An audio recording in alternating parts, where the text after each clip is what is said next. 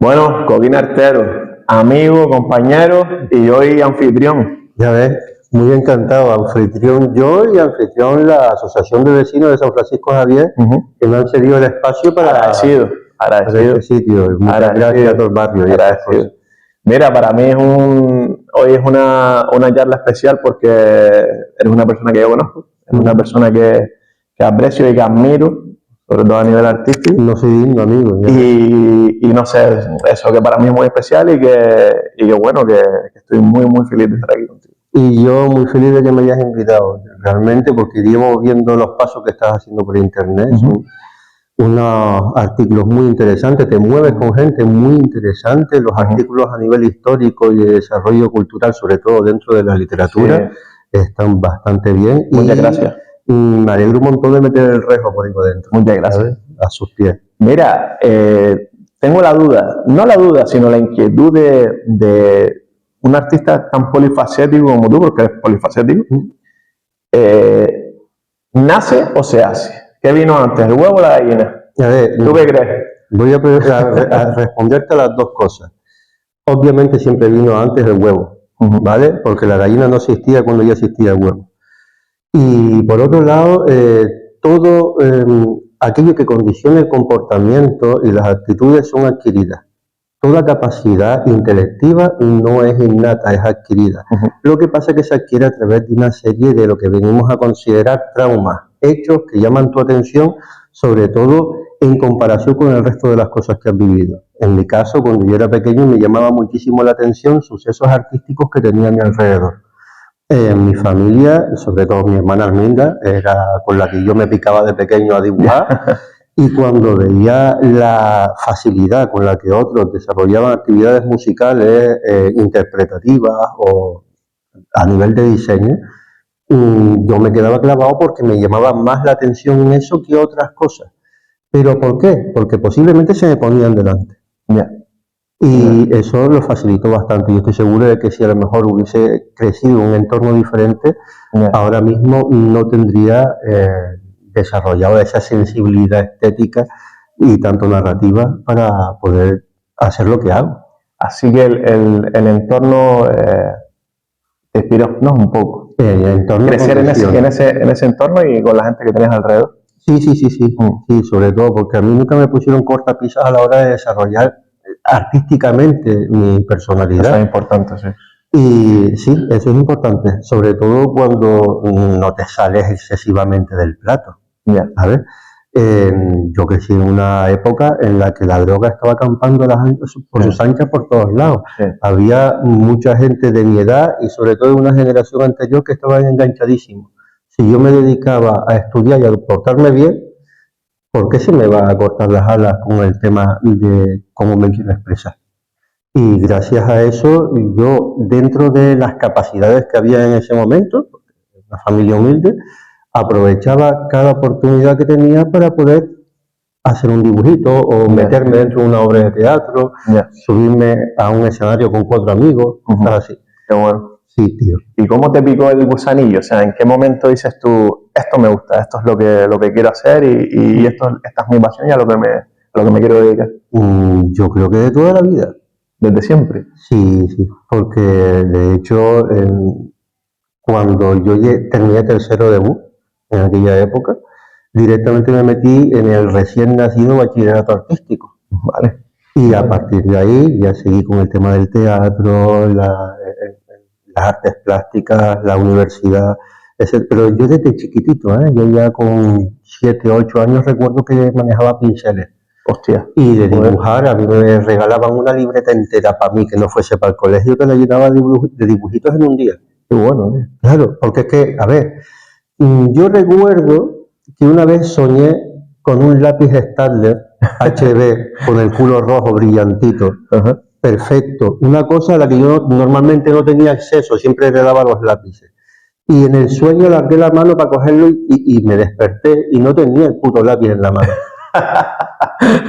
Ahora tengo cajones y cajones llenos de lápices a rebosar. ¿Sabes? ¿Qué cosa? Sí. ¿Qué cosa? Entonces, claro, cuando... O sea, te hiciste, perdón, un Paul McCartney con Yesterday, ¿no? El sueño. Mismamente. Yo cogí y a partir de entonces tengo esa fijación. ¿sabes? Con lo difícil que me era conseguir un lápiz antes, ahora cada vez que tengo uno al alcance de la mano se me queda pegado como los mecheros. Qué bueno, tío. Y claro, sobre todo, a ver, uno siempre ha tenido los pies en la tierra, porque aunque tenga esa ansia por la expresión artística, que realmente es como si fuese un nuevo idioma, uno tiene que aprender un oficio para poder desarrollarse en la vida y no ser el que espera que lo mantengan solamente porque hace dibujitos bonitos. Entonces he tenido que desarrollarme aprendiendo diferentes oficios y por suerte desde hace 25 años hasta hoy estoy con un oficio que realmente me permite vivir y además del arte, que es el de tatuador, pero además también financia el resto de mis expresiones artísticas. Y bienvenido sea. Qué bueno, qué bueno. Y dentro de todas las facetas que manejas, facetas artísticas, ¿cuál es la que más a ti, a ver, es como decir quiero más a papá o mamá, ¿no? Me imagino, pero cuál es la que más te llena, la que más dices tú, esta es la mía, esta es la que... Pues mira, cada ámbito del desarrollo artístico requiere de sus materiales, sus tiempos y su espacio. A mí me encantaría hacer esculturas como hacía cuando estaba en Barcelona, donde tenía más tiempo y más espacio. ¿También hacías esculturas? Sí. De hecho, en Granada tengo, en Chorriana de la Vega, son 5 esculturas de mobiliario urbano y una rotonda. Hostia. En su momento se lo propuso el ayuntamiento y ahí lo desarrollé. ¿Qué pasa? Que no siempre se puede practicar todo tipo de cosas. A mí me encanta la escultura y me encanta la pintura, algo que también lleva bastante tiempo, pero para poder enlazarlo con el trabajo que me da de comer, sobre todo lo que hago es dibujo e ilustración para mis obras literarias. Como también dibujo y escribo, pues hago un combo y dentro de mis obras no solamente están las letras, sino también los diseños. Y ahora mismo, gracias a eso, lo que más hago es tener el lápiz en las manos y sacar ilustraciones y además al mismo tiempo escribir. Hay veces que primero hago la ilustración y me invento una historia detrás y hay otras veces que directamente de la propia historia cojo pequeñas secuencias que yo creo que son dignas de ser mostradas a nivel diseño y le hago la ilustración. Una ilustración que de por sí haga... Que el proceso creativo varía, no siempre es el mismo, no hay un estándar tuyo que tú dices, empiezo por esto, acabo por esto. El proceso creativo varía. ¿No? Claro. Mira, si yo, por ejemplo, tuviese de entrada con un contrato de antemano un cliente que pagase lo que cuesta una escultura, pues yo cogería en mi espacio, en mi casa, me haría el taller de escultura y la desarrollaría y me dedicaría a eso. Posiblemente escribiría mucho menos, dibujaría mucho menos, pero todo depende de lo que se vaya terciando en cada momento. Entiendo. Porque no siempre es lo mismo, excepto por el tema del tatuaje. Porque es algo que ya hay un recorrido, es como si fuese una locomotora que ya tiene su inercia y con eso pues uno se siente cómodo. Y me encanta tatuar, por supuesto. Sí. A ver, hombre, me lo dices como lo cuentas, Esto ha sido maravilloso y no va a ser el último, así que bueno, ya hablaremos de trabajo más tarde, fuera de cámara. Lo que pasa es que te cagas. Pero sí.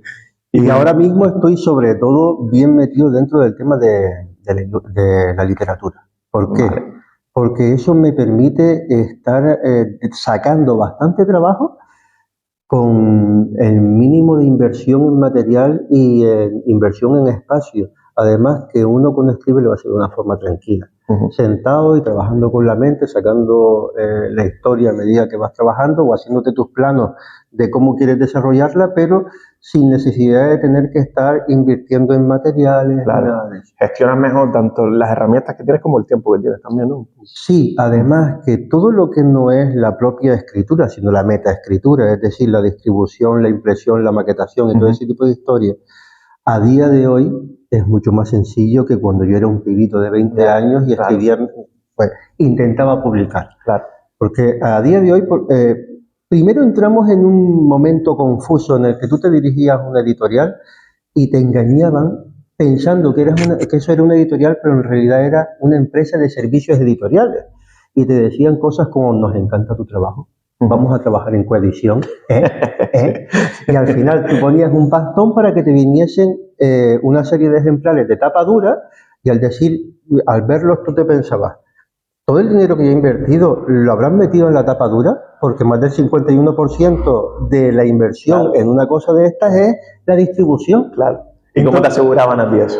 Claro, decía, es que te vamos a meter en la FNAC, te vamos a meter en el Corte Inglés. Claro, tú lo conseguías en el Corte Inglés si preguntabas por el libro en el Corte Inglés y ellos lo mandaban a pedir. Ajá. Pero no de otra manera. No ibas a caminar tú por las calles del Corte Inglés y dices, anda, mi libro. Eso no pasaba con estas editoriales. No pasaba así, sí, no funciona. Entonces, es mucho más complicado encontrar editoriales serias y además también meterte en el rango de actuación de esas editoriales, porque ya hay bastantes escritores y escritoras muy buenos que ya tienen sus relaciones interpersonales y profesionales con editoriales serias, que suelen ser editoriales emergentes de género. Si tú te vas a ir a Editorial Planeta y pretendes que te publiquen, como no tengas un enchufazo, flipas. Horrible. Flipas. Entonces, claro, después pasamos de ese momento a la autoedición por internet a través de plataformas. Eso es otro mundo también, ¿eh?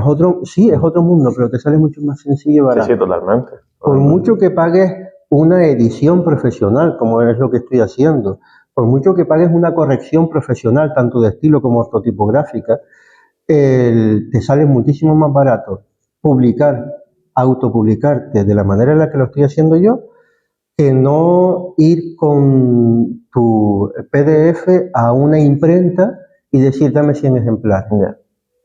La impresión bajo demanda es un gran invento según como lo veo yo, pero desde el punto en el que estoy ahora, que es el de un escritor que que escribe, que ilustra y además autopublica su obra y no quiere arruinarse en el proceso. Normal. Mira, yo como escritor también quería preguntarte por si el tema tuyo, de cómo te pica también el gusanillo, cómo empiezas con el tema de desarrollar historias, de crear mundos, ¿no? Crear historias, cómo empiezas y si es una cosa que a ti te surge de manera simultánea a las ilustraciones y todos los demás ámbitos artísticos, o es una cosa que viene más tardío. Desde que era muy pequeñito yo aprendí a leer con los 5 años. Me gustaba leer un montón. Libros de Barco de Vapor, estaba en la época donde solamente había dos canales. Sí, a mí me encantaba el Barco de Vapor también. Barco de Vapor, y después a partir de ahí iba metiéndome en otras novelas que estaban en las bibliotecas de los centros de estudio donde yo me encontraba. Sí. Entonces me encontraba con Hermann Hesse, con Michael Ende, con J.R. Tolkien. Me encontraba con cosas mucho más profundas como Henry Miller con 14 años. Hostia, con 14 años. Sí, el Sexus, Nexus y Versus me lo mandé en cuestión de un mes. Crónicas vampíricas de Anne Rice. Fui leyendo y además, como no había internet, no habían esos soplos de entretenimiento repentino que después los ves, te insuflan una energía y después se van. Lo que había era o te veías la tele o te leías un libro o te ibas a jugar por aquí o a hacer esto o a hacer aquello. Yeah. Eso además influenciado porque con 8 años también empecé a hacer teatro. Y eso me encantaba. También, y yo me imaginaba cómo podía yo mejorar las propuestas que me hacían a mí. Y escribía pequeños monólogos, no monólogos de un señor flaco que se sube a un taburete un fin de semana a contar su vida, no, sino que uno metiéndose en la piel de otra persona y en base a ello interpretando, vale. Entonces hacía pequeños grupitos de teatro y en base a eso había que leer un montón. Y cuando uno lee, también le surgen inquietudes de cómo expresar las cosas que le pasan por la cabeza. A la hora de poner escrito eso, puedes hacer o ficción o no ficción. Pues mola más hacerlo en ficción. Qué bueno. Mira, y tus criaturas, ¿no? Que he tenido yo el honor y el placer de leer algunas, sobre todo las Crónicas Ocultas del Puerto de la Luz. Tienes también los cuentos macabros. No sé, háblanos un poco de tus niños, ¿no? De tus vástagos. A partir de lo que viene a ser el confinamiento, que fueron las vacaciones más largas de mi vida, para otras personas fue un puto infierno, ¿vale? Pero yo me quedé en una casa que estaba recién empezando a comprar, enorme, disfrutando de ella sin tener que salir y aprovechando el espacio. O sea, que fue un concepto diferente para ti. Claro, yo ya tenía muchísimas cosas escritas de antes. Tenía la pretensión de escribir varios libros, un bestiario de series mitológicas y cosas así. Pero de repente me puse con el tema de los zombies y dije, tengo suficientes cuentos de zombies como para poder dedicarle ahora este tiempo que tengo sin hacer nada a corregirlos, a ilustrarlos, a maquetarlos, y ahí entré en contacto con ciertas comunidades de internet que para mí fueron el acicate para que yo empujase fuerte. Entre ellos está, por ejemplo, Noviembre Nocturno. Te preguntaré luego sobre eso. Pues Noviembre Nocturno, te voy a hacer un pequeño enlace, es uno de los mejores podcasts de difusión, si no el mejor, de difusión de literatura en castellano, puedo decirte que del mundo. Y tuve la suerte de entrar en contacto directo con ellos y le pedí que me hiciera una radioficción de uno de los cuentos de las historias de un apocalipsis zombie. A través de ahí entré en contacto con el Taller del Vuelo del Cometa, que es otro podcast, que además también tiene un taller de literario con donde te dan clases y donde entras en contacto con una comunidad escritoril a la que llaman la parroquia, donde intercambiamos impresiones, hablamos de diferentes autores, obras, cómics, música y ese tipo de cosas. Pues gracias a eso también entré en contacto con Erebiel, que es Reyes, quien me maqueta las obras y también me ha ayudado a colgarlas todas en la plataforma de Amazon para a partir de ahí sacar mis copias de autor y sacarlas para adelante. Vale. Entonces el primero de todo fue Cuentos Macabros volumen 1, Historias de un apocalipsis zombie. Ese fue el primero, el inicio, el que sacaste primero fue ese. Ese fue. Y trata de un apocalipsis zombie que me he inventado. Tú sabes que en las películas de zombies el inicio Sí. no importa. Pues yo inventé un inicio, un contexto, un planeta y un periodo en el que se desarrolla, donde en diferentes partes van surgiendo historias hasta el punto en que una de ellas empieza en la Estación Espacial Internacional, Vale. por ejemplo. Vale, esa es la premisa y todo empieza ahí. Eso Vale. es. Bueno, la cosa empieza desde la Antártida, el lago Vostok, en Rusia, y después se extiende por el mundo y una de esas ramificaciones llega hasta la Mir. La cosa es que después de todas esas historias surge el De Profundis, que es una iniciativa de rol narrativo en directo que la guía Noviembre Nocturno en su canal de Twitch, donde todas las semanas íbamos escribiendo cositas y en uno de esos hilos se me ocurrió poner la primera de las historias de las crónicas ocultas del Puerto de la Luz. Vale. Tuvo tal aceptación que seguí desarrollándolo y de ahí saqué el libro, pero además también aproveché para ir sacando diferentes hilos y de esos hilos salió, por ejemplo, Cuentos Macabros volumen 2, que están dedicados a desórdenes mentales y a horror cósmico. O sea que una cosa llevó a otra y te fue dando empujoncitos y motivaciones para tú seguir. Así es. Además, con la interacción del vuelo del cometa, estuve publicando en diferentes revistas. Y cuando hacía cuentos que eran medio por encargo, que se salían a lo que estaba haciendo, tenía tendencia a crear hilos de conexión con personajes, historias que ya había desarrollado. De ahí, por ejemplo, tenemos las historias de Tianjie de Shun, donde ya tengo dos historias largas, una publicada en Windomanot y otra que estoy por publicarla como si fuese un ejemplar independiente.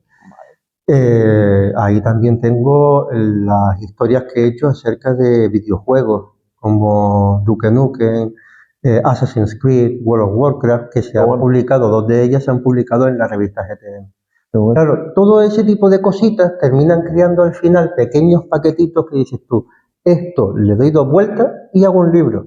Y así es. Hostia, qué bueno. Ahora mismo lo que tengo es Cuento Macabro volumen 1, Crónicas Ocultas de Puerto de la Luz, el Cuento Macabro volumen 2 y una nueva iniciativa que estoy haciendo junto con Omar Muñoz que se llama Historias de Bay City.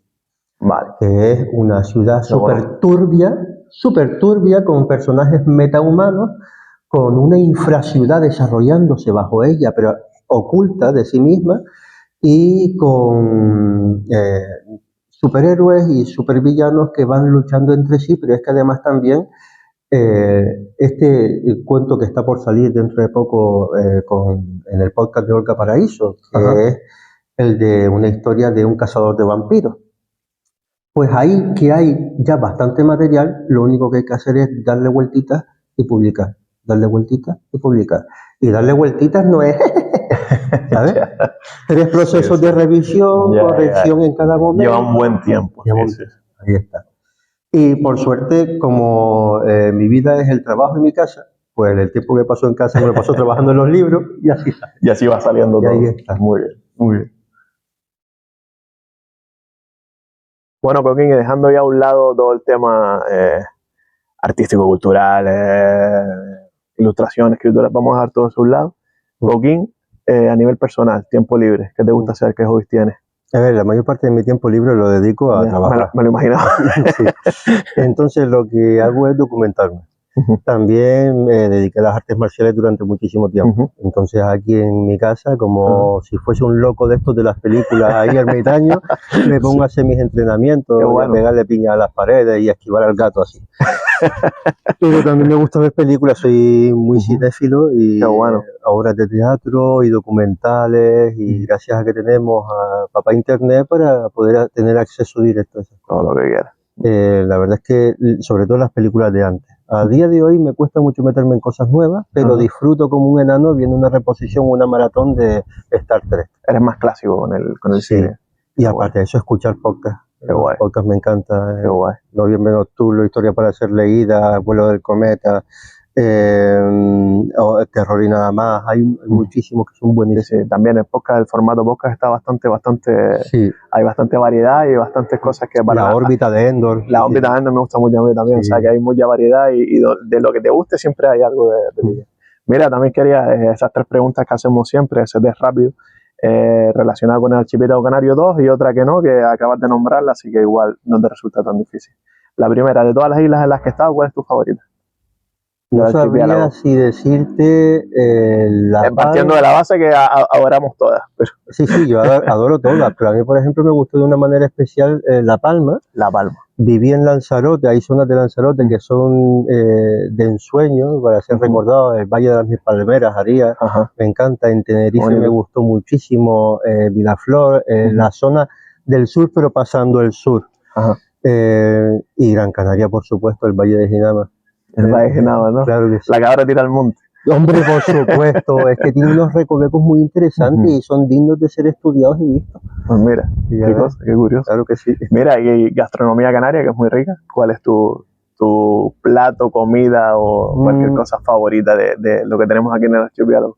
A ver, un buen sancocho bien hecho. Oh, sí, sin duda. Es una maravilla. Un buen ojo bien hecho, aunque suene muy retípico. Sí, pero bueno, sí, pero es que está tan bueno. Los caracoles que he comido yo aquí me encantan. Pues mira, sí, eso no lo había dicho nadie, caracoles, cierto, tío, qué rico, picantito. Una batatita bien hecha y bien guisada. Hostia, por ejemplo. Y después, cuando tú vas a un asadero y traes las chuletitas finas, ¿sabes? Ese tipo de cosas me encanta. Pero todo lo que conlleva el alrededor de un asadero entre amigos, eso también. Bueno. Lo que pasa es que hace tiempo que cuando somos más de 3 o 4 me estreso un poco.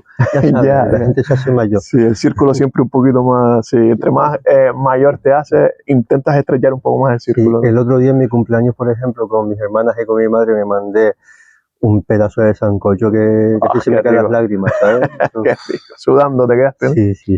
Mire, la tercera, que esta sí te va a gustar y lo acabas de nombrar un poco. Yo creo que esta es la mujer película favorita, porque es una cosa que yo le pregunto a cualquier persona. Soy muy cinéfilo también y me gusta preguntarle a todas las personas que voy conociendo cuál es su película favorita. Pueden ser películas favoritas según el género. Según el género también, pero si hay alguna, te voy a decir 2 que habré visto como 500 veces. Una de ellas es El laberinto de David Bowie. Hostia, sí señor. Y la otra es Blade Runner. Blade Runner, por supuesto. Fucking shit. Claro. Joder, que sí, la hostia, claro. Sí. Blade Runner, obviamente. Pero claro, es que hay muchísimas que me encantan. Del cine español, la preferida, Vaca, por ejemplo. Hostia, o Airbag. Vale. Que está Airbag, qué bueno. Muy bien. Sí. De cine extranjero que no sea norteamericano, Dancer in the Dark. Todo lo de Dogma 95. Hostia, vale. El cine oriental, las 36 cámaras del templo Shaolin. Me encanta. Qué guapo, qué guapo. Es que es eso, cuando a uno le gusta el cine, género, no tiene una. Claro, es normal, no, a mí me pasa lo mismo, es normal. Mira, ya por último, para despedir, cualquier pregunta, cualquier cosa que quieras decir, no sé, tienes tu espacio y siéntete libre de... Pues mira, creo que estás haciendo una gran labor, ustedes están haciendo una gran labor con el amigo Oliver, el proyecto ha sido muy bueno. Sí. Pues sobre todo a nivel de difusión cultural me parece impresionante. Muchas gracias. Y el trabajo que se han llevado hasta ahora en tan poco tiempo es también impresionante, se lo están currando un montón. Si algo quisiera decir, aprovechar este momento para tal, es que hoy en día que se habla tanto de la libertad de expresión o la falta de ella, Exacto. Primero, antes de hablar de un término, tenemos que conocerlo y saber diferenciar perfectamente la libertad de expresión de la libertad de difamación. Cuando a ti te cortan el rollo por faltar al respeto a alguien, no te están cortando la libertad de expresión, te están cortando tu libertad de difamación, que eso es algo muy feo. Cuando alguien expresa algo libremente y hace acusaciones públicas que se tiene muy de moda, tienes que hacerlo con pruebas fiables. Y tengan en cuenta todos siempre que no hay ni un solo testimonio, ni siquiera 1.000.000 de ellos coincidentes en un mismo punto, que entre todos juntos de por sí sean una sola prueba fiable. Una prueba es algo que sometes a estudio ahora y dentro de 500 años y siempre te dará el mismo resultado. Un testimonio no. Y ya con eso creo que ya... Hostia, pues maravilloso final y totalmente de acuerdo contigo, tío. Ha sido un placer enorme y las expectativas para mí se han superado. Así que pues muchísimas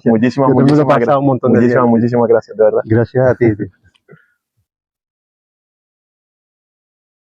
Bueno, Joaquín, la pregunta mía va a ser muy sencillita, ya lo nombraste antes.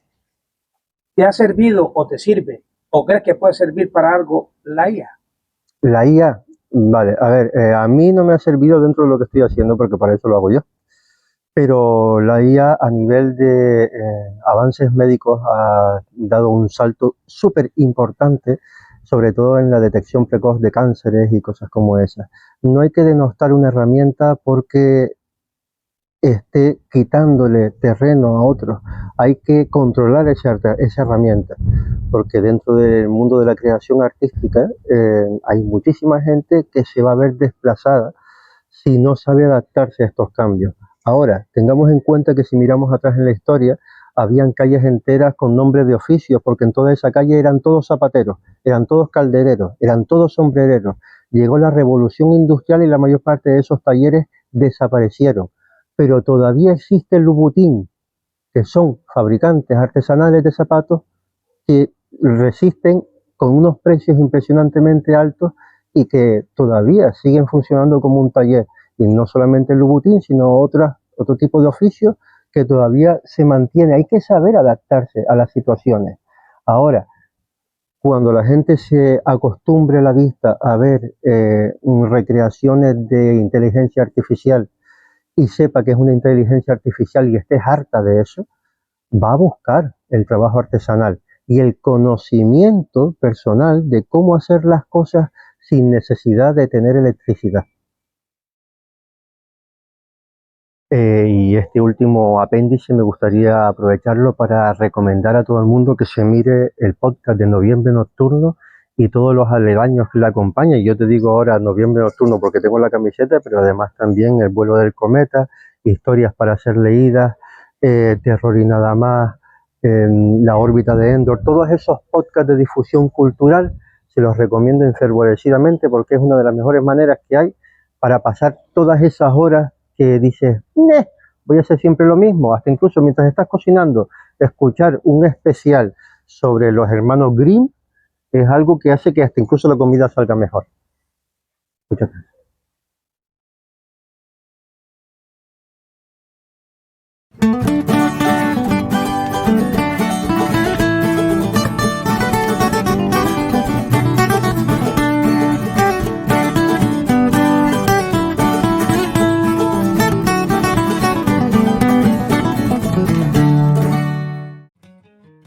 Muy buenas a todos a este nuevo capítulo de recomendaciones literarias para el canal Lo que hay detrás.